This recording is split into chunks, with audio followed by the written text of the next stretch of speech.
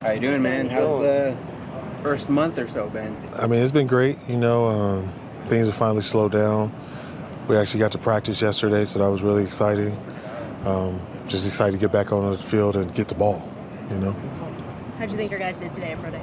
I think they did great. We had Carl Jones ran a 4.5. Alex Johnson ran a 4.4. I think Carson Steele jumped 37 in his vertical.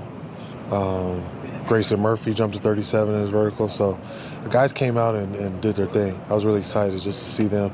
You haven't seen them in a while, so I was excited to see them come back, just the way they look body-wise, and just excited for them to be able to finish out their dream here. What kind of advice do you give those guys during their process right now? Just basically, just make sure you're prepared. This is something that you've been looking forward to your whole life. So, be excited about it. Don't be nervous. So that's basically it. Deshaun, I know he's standing right here, but what do you think an NFL team is getting from Locke when they draft him? Just a complete football player, somebody whose why is bigger than just money or something like that, you know what I mean? Like, for him to come back from the type of injury that he's had, that lets you know the type of dedication he has to ball, So anybody that's had something taken away from them, they go extra hard to get it back, and him being the first rounder that he is, he showed that. Deshaun, can you give a scouting report on Carson Steele, please? Good running back, good hands, physical, runs hard, makes the first man miss, can pick up protection. He's just an all-around back, strong, explosive. So everything that you think about with Carson Steele, he's that. Coach, you're still new to the job, and there's still time before the start of the season, but do you have a plan for what you want to do on offense? Yeah, we're a West Coast offensive team. Basically, that's what EB's going to be running. I like to run the rock, so you're going to see that most definitely. But, we got some good receivers, so I'm excited for them. Good tight end room, but, we're going to use the whole field. We're going to use the whole offense, and, you guys will be able to see. I'm going to let you out to spring ball, so you guys will be able to see it. You mentioned EB. What was it like bringing him into camp, or bringing him onto campus, and getting him on board with the team? That's huge. Just be able to get that type of NFL knowledge down here in college is huge. So, I want to hire guys that can that are proven, and he's stamped of approval. So I'm excited. What was your relationship like with him prior to all of this? Well, just knowing him, just being a running back, and he coached here at UCLA, he coached my friend. So I've always known him and had a relationship. So it wasn't a thing. I just reached out to him, and he let me know that he was interested, and now we're here.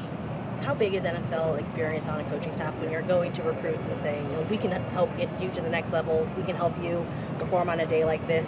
We have coaches who coached at that level. Well, a lot of schools lean on the history of the school, but some of those people didn't coach those players. So you're preaching history, but that person didn't get that kid to the league. I have people that have shown that they can coach in the NFL at a high level. So these kids are going to be learning NFL terminology, technique, just how to carry yourself around, you're getting the whole gamut of how to be a pro. And if that's your dream, then this should be your dream school. Coach, about 6 weeks ago, it looked like you'd be here scouting players for the Raiders. Now you had a chance to breathe yet and just kind of catch your breath and get your feet planted. Finally, yeah, it's finally here. Once we start spring ball, I was able to, okay, now let's put our focus on the ball. So first week or two, it was just different, just transitioning, figuring things out. But I think I got a good grasp of it right now, and things are going well. Fans were excited to hear that the spring game or spring showcase is going to be at the Rose Bowl. How important was it for you to set that up? That's huge. We got to have a lot of alumni, player, and fan to come together and really support us, So I just wanted to make it, just bring it back to how it was when I played. That's it. We had a lot of fan engagement. We used to do autograph signings with the fans and stuff. So, let's just give people just something to want to be a part of. It's just deeper than just watching the game. When they can relate to you and actually get to meet the players and stuff, it makes them want to come out and support. So I just want to give people access to our players and go from there. And for you, you've been seen, I think, at a water polo game, one of the softball. Mm-hmm. What is that like for you to kind of engage and be a part of, the UCLA community and reach out to some of these other teams on campus? Just trying to support coaches, and you know what I mean? If we're a Bruin family, we got to truly be a Bruin family. And I went to school with Adam, so that was easy. Going to see Kelly High and all them up in softball, it was great. So I just want to I'm a Bruin, you know what I mean? So even if I wasn't the head coach, I've been to all of these games, but it just wasn't getting documented because I was a running back coach. But you know what I mean? So now I'm the head coach. It's like, oh, he's doing different stuff, but I'm doing the exact same thing I've been doing since I've been here. But, I just like that it is getting traction, getting attention, and I just want to show that, it's just we support here. Going back to the spring game, do you feel, is it going to be more of a game or more of a showcase as we've seen? It'll be a little bit of both. There'll be a lot of competitive periods in there, but it'll be a little bit of both. Whose idea was it for the Friday Night Lights practice? We used to do that when Jim Moore was here, so I just brought that back. We practice so early, it's hard for the recruits to get here. We got guys missing school and stuff, so if I hit a Friday Night Lights, everybody can get here after school. Your parents can bring you, and I need to get more parents here too. 707 coaches can bring guys and stuff like that, but I want to meet parents too, so that helps us get engaged with the parents. There's been a lot of positive recruiting buzz, and you guys seem to be very active now. What has that been like for you, just kind of embracing the whole experience of it? It's just exciting. You're just seeing we're just scratching the tip and recruiting, really, just scratching the surface, I mean. And just piggybacking off of that, have you felt the change in the energy of, just on the recruiting aspect since you've taken over? Well, yeah. Just the fact that kids want to be here. You know what I mean? Like, just make it welcoming. Let them come in and see that they want to be a part of this program and just show them what UCLA has to offer.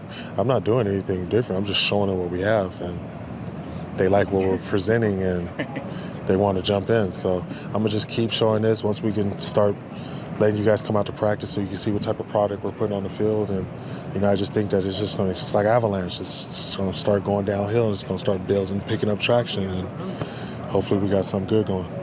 Does it feel different walking into a living room of a kid as you're the head coach now, you're not a running back? It's very different.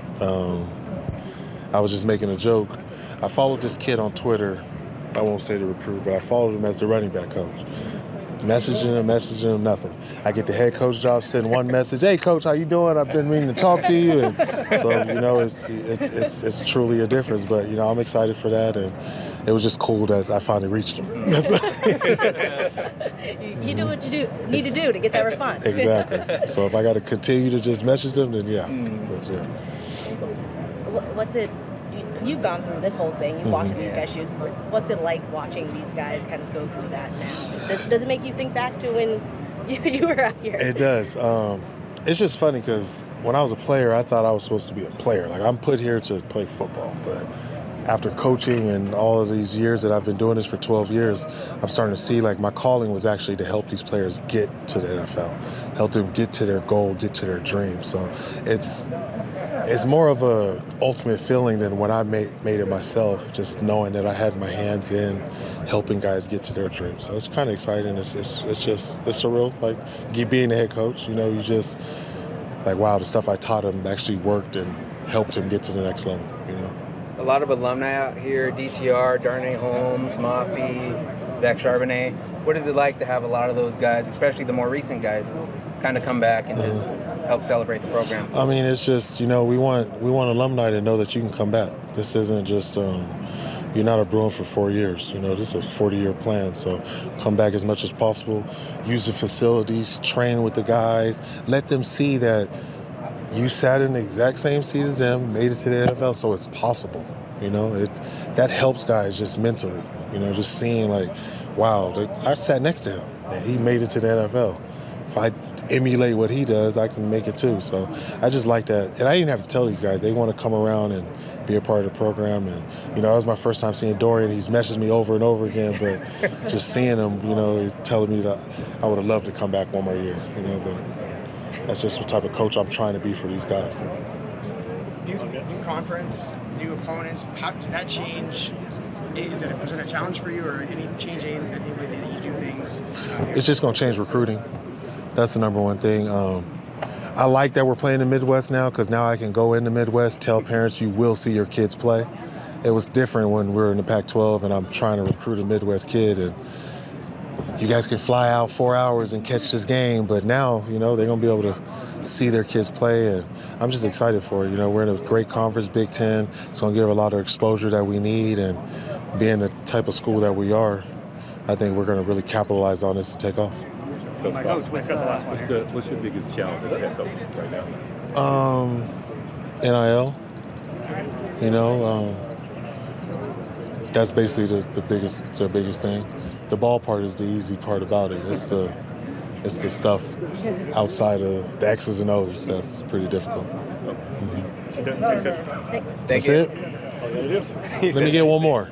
Okay. What is your biggest goal coming into your first year as a head coach? For me personally, it's just make sure that I have these boys ready to play every game. So I just feel you got to motivate these kids in a certain way and make sure that they want to play this game at a very high level, week in and week out. That's it. That's the number one goal. So, all right. Cool. Thanks, man. Appreciate you guys. Appreciate it. Thank you. Appreciate it. Thanks so much.